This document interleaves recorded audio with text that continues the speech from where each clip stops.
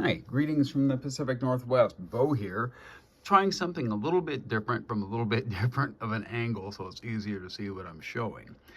Recently, I watched a video where, and I can't remember who it was, or I'd give them full credit, where they showed their raw cards instead of their cards that are graded. They showed a lot of raw vintage cards. So that's what you're going to see today, are raw vintage cards, but there's nothing high dollar here. I do have some graded cards. 99.9% of my collection is raw. I've got a few graded like this 60 Mantle. But do we want to see 60 Mantle again and again and again? No. I thought I'd show my perspective of as being a curator. The reason I collect cards is I like a story. I don't understand the way why young people today obsess with who was the greatest of all time and who would do what in what generation. Oh, these guys back there, they were just plumbers, so LeBron would dominate if he played back in the 60s. Who cares about all that stuff, right? I don't. When I grew up, we didn't worry about that.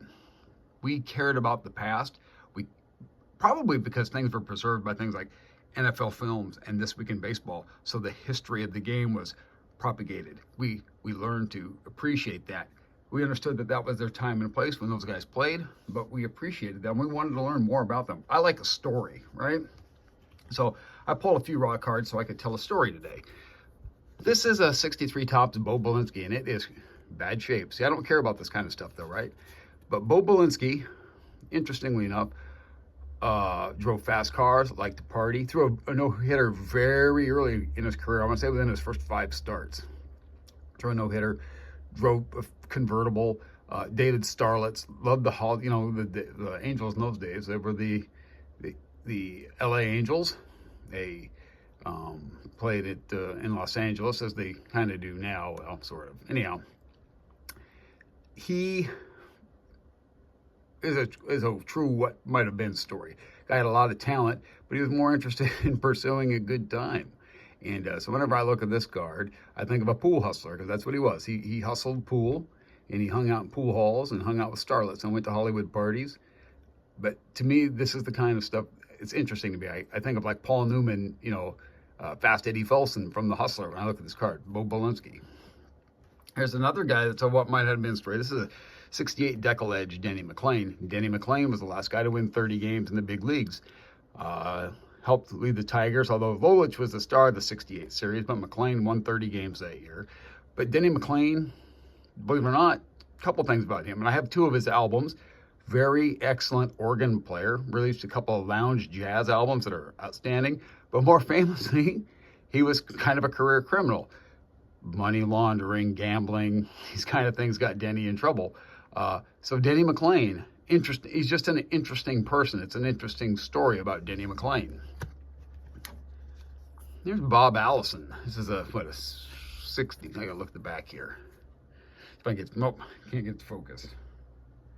Try to see with my glasses. Yeah, 60. I think it's a 60 Topps. All-star card. Well, Bob Allison had a decent career. He was, better than average player. But the reason I covet this card, the reason I love this card, is because my dad in high school, when he played high school baseball, his model glove was Bob Allison. I still have that glove. I wish I could find it. It's upstairs in the attic someplace. I did go looking for it. It's up there someplace. I just got tired of looking for it. But he had a Bob Allison model glove that he played when he played high school baseball. So that's the reason I kept that card, or I covet that card. Here's a guy, Wes Stock. So Wes Stock got World Series rings. He was the pitching coach for the A's in the 70s. I believe he was a scout with the Mets in 69, so he got a ring with them. Had average major leaguer, But what's so cool about Wes Stock is my dad's best friend here in town for a number of years, God rest his soul, was a man named Ed Stock. Ed was Wes's younger brother, and Ed was my Little League coach. And so Wes was also the pitching coach for the Seattle Mariners. So Ed would take us up to see Mariner games, and we'd get to, because of his relationship, Wes being his brother, we got to go in the back and meet players. And I remember at the time, Wes introduced me to Chet Lemon of the Chicago White Sox, which I thought was a real big deal. That was a big deal to a 9, 10-year-old or whatever I was at the time. So cool. Wes Stock, brother of Ed Stock. There you go. Ted Kluszewski, probably a better than average kind of player. This is a 54 tops, I think. It's in a rough shape, but the thing about Ted Kluszewski that I like is he petitioned Major League Baseball and was able to cut the sleeves off his jersey because he had such prodigious pipes. His arms were huge, and the 1957 tops is the one I'd really like to have. That's an iconic card where he's in kind of a posed swing, and you can really get a good look at the cut off sleeves and the pipes. Ted Kluszewski, killer. So, growing up, what baseball wasn't on TV necessarily all the time. So the NBC Game of the Week back in the 70s, especially when they do a doubleheader, was a big deal to watch. And so you had Joe Garagiola, Curt Gowdy, along with Tony Kubek, and you had Vin Scully calling games.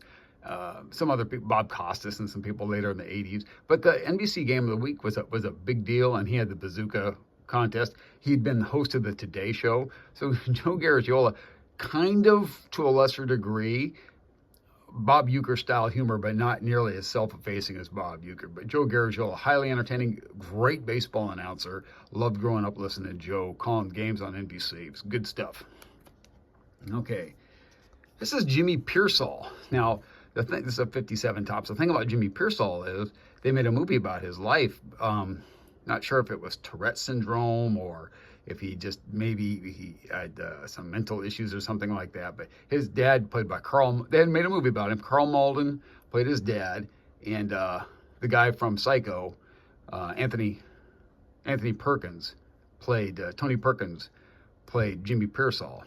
One of the worst actor as baseball player things I've ever seen. You can tell Tony Perkins never played baseball a day in his life. But it's a great movie. Jimmy Piersall later also teamed up with Harry Carey doing White Sox games. Highly entertaining baseball announcer. So Jimmy Piersall, a real character in the history of baseball. That's a great card.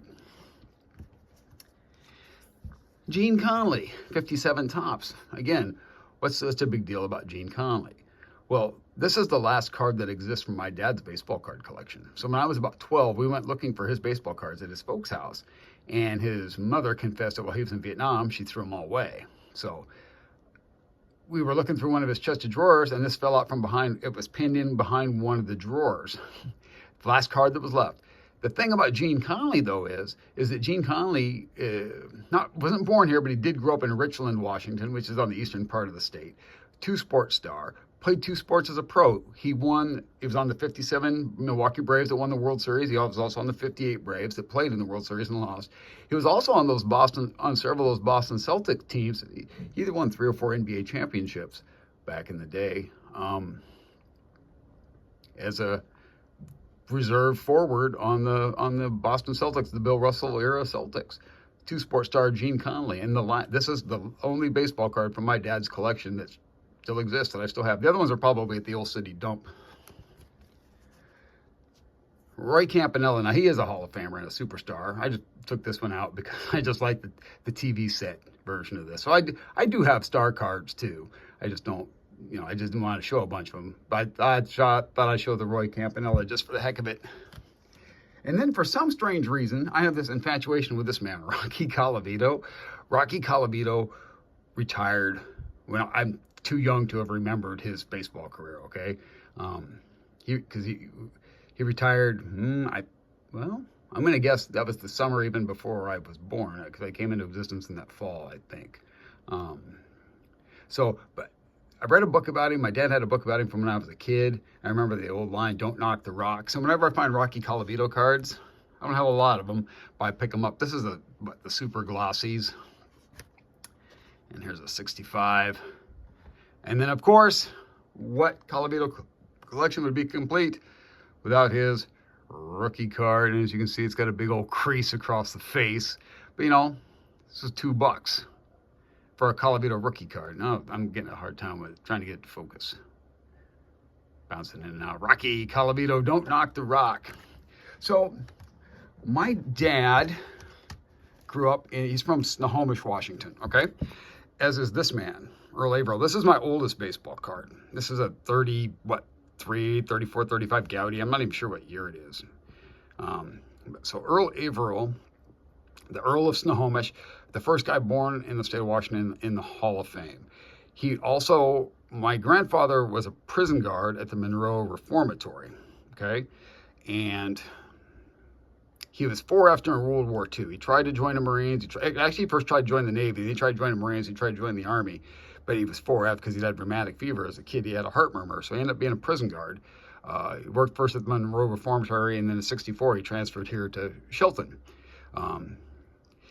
And Earl Averill, when they sold their house to move to Shelton my dad's senior year, they rented a place from Earl. My grandpa commuted because they wanted to move on. My dad was trying to finish up high school.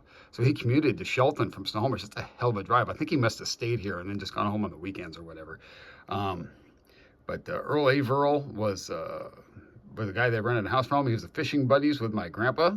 His son, not the one, he had a son that played Major League Baseball, but his other son, his younger son, was my dad's American Legion coach. So Earl Averill, that wasn't focusing very well, sorry.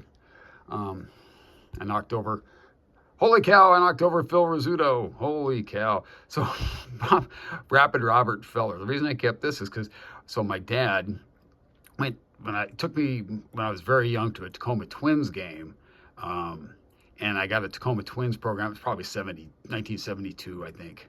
And so I got it autographed by Rapid Robert Feller. Autographed it. It's the reason I pulled that one to show. And then last but not least, my grandpa, like I said, was a prison guard at the Reformatory in Monroe. So Tony Kubek at one time was doing his Army duty. He was at Fort Lewis. He was on the Army baseball team. So they came from my grandfather, because he'd played minor league baseball. He was 4F during the war, so he played a little minor league baseball. So he knew some people. He did know a few people. And then when the guys came back, he went back to being a prison guard. But anyhow, so he coached the prison baseball team while he worked at Monroe. When they played the Army, I think Darren Johnson played in that game too. But Tony Kubek, I have a picture somewhere too. Yankee Go Home of Tony Kubek. But this is a baseball that everybody who played in that game signed, including prisoners. And somewhere on here too is Darren Johnson's autograph. I think that was the only other guy that played in the majors. It's on here someplace. But I displayed this, anyhow, I displayed this ball. I know Darren Johnson's autographed on here. I'm not going to make you guys watch while I try to find it. Kubek's on the sweet spot, of course. But, so I display it with this card of Tony Kubek. There you have it. So, I'm a curator, and I like to curate cards, and just thought I'd share a few examples of the who and the why I collect. Take care. Bye.